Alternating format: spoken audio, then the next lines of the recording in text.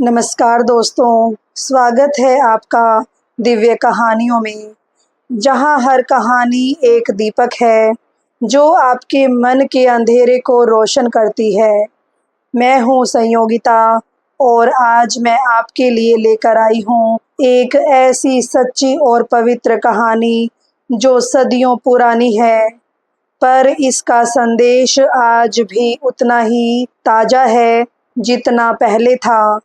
यह कहानी है एक ऐसे महान संत की जो जाति से मोची थे, पर भक्ति में इतने ऊंचे थे कि गंगा माता स्वयं उनके द्वार आई। जी हाँ दोस्तों, आज हम बात करेंगे संत रविदास जी की, उस अद्भुत घटना की जिसने पूरी काशी को हिला दिया था। और इस कहानी से हमें मिलेगी एक ऐसी सीख जो आपकी जिंदगी बदल सकती है। मन चंगा तो कटौती में गंगा। तो दोस्तों, बैठ जाइए आराम से, मन को शांत कीजिए और चलिए चलते हैं काशी की उन गलियों में जहाँ एक मोची की कुटिया से उठती थी भक्ति की सुगंध। संत रविदास जी का जन्म लगभग 1377 ईस्वी में काशी वाराणसी के पास मांडूर गांव में हुआ था। वे चर्मकार समुदाय से थे और जूते बनाने का कार्य करते थे, किंतु उनका मन सदैव ईश्वर भक्ति में लीन रहता था। वे संत कबीर दास जी के समकालीन थे और कहा जाता है कि दोनों एक ही गुरु संत रामानंद के शिष्य थे। काशी नगरी में रविदास जी अपनी छोटी सी कुटिया में बैठकर जूते गांठते थे।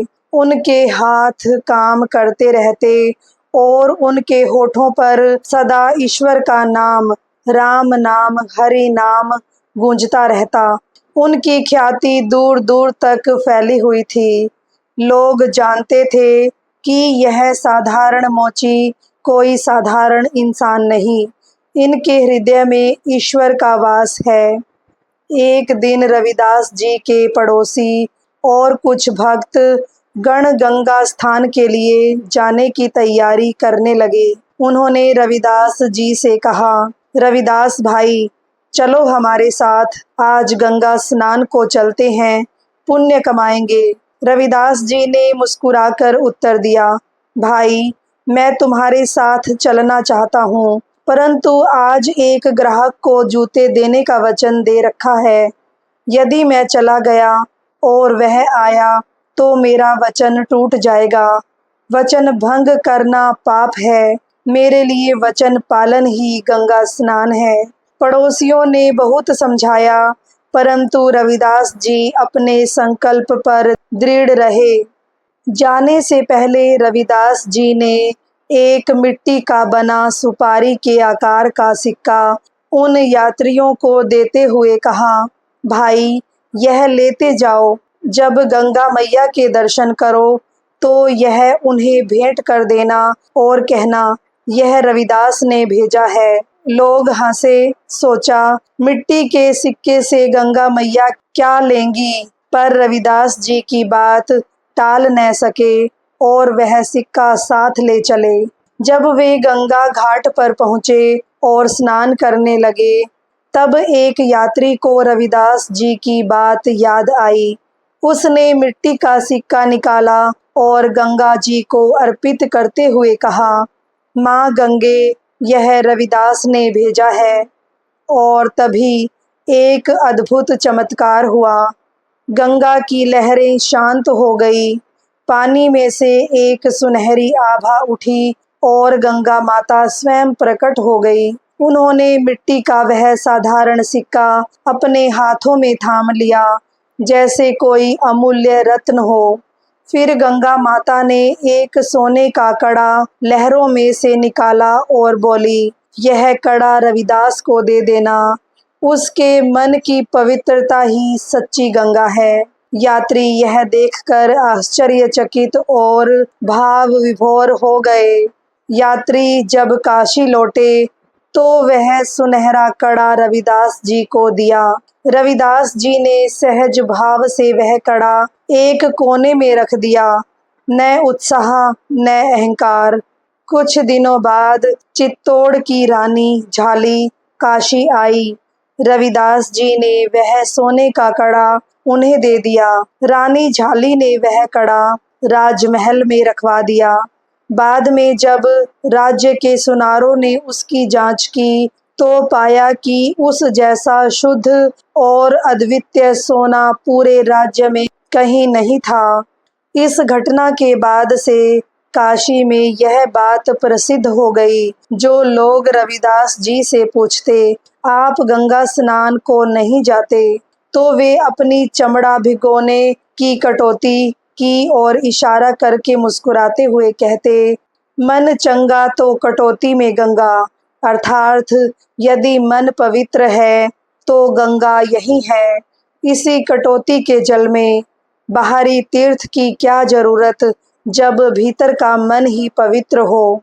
आगे रविदास जी ने कहा, जाति जाति में जाति है, जो केतन के पात। रैदास मनुष्य ना जुड़ सके, जब तक जाति न जात। संत रविदास जी का संदेश आज भी उतना ही प्रासंगिक है। सच्ची भक्ति मन में होती है, मंदिरों या तीर्थों में नहीं। जब मन निर्मल हो तो ईश्वर हर जगह मिलता है, चाहे वह एक साधारण मोची की कटौती ही क्यों न हो। तो दोस्तों, यही थी संत रविदास जी की वह अमर कहानी, मन चंगा तो कटौती में गंगा। संत रविदास जी ने हमें सिखाया कि तीर्थ पैरों से नहीं मन से होता है। भक्ति दिखावे में नहीं सच्चाई में होती है। वचन पालन ही सबसे बड़ा धर्म है। दोस्तों, हर रोज गंगा नहाने जाएं या न जाएं, पर अगर हमारा मन साफ है, नियत शुद्ध है और काम ईमानदारी से हो, तो ईश्वर हमसे कभी दूर नहीं, जैसे वो रविदास जी से दूर नहीं थे। एक छोटी सी कुटिया में एक साधारण कटौती के पास आज का संदेश अपने दिल में बसा लीजिए।